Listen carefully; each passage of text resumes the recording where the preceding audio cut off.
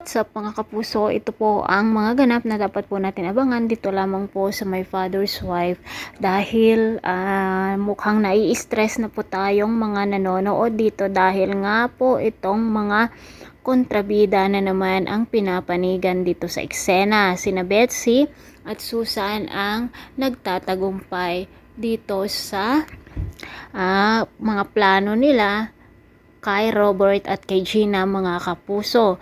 Gusto nga sanang dalhin ni Gina si Robert sa Amerika para sa ganun nga ay maging maganda o manumbalik ang kanyang kalagayan dahil nga po nakomato siya, ngunit ayaw naman ni Betsy mga kapuso dahil kapag nagkamalay si Robert siguradong makukulong ang mag-ina na sina Betsy at Susan.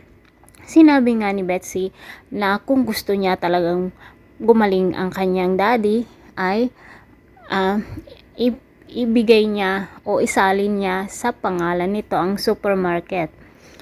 Ito ang kondisyon ni Betsy dito kay Gina. Gulong-gulong nga po si Gina sa mga pangyayari mga kapuso. Tatanggapin niya kaya ang kondisyon nitong si Betsy, pero ang plano naman ng mag-ina kapag na-transfer nga ang pangalan niya dito sa supermarket ay hindi niya tutuparin ang pangako niya dito kay Gina.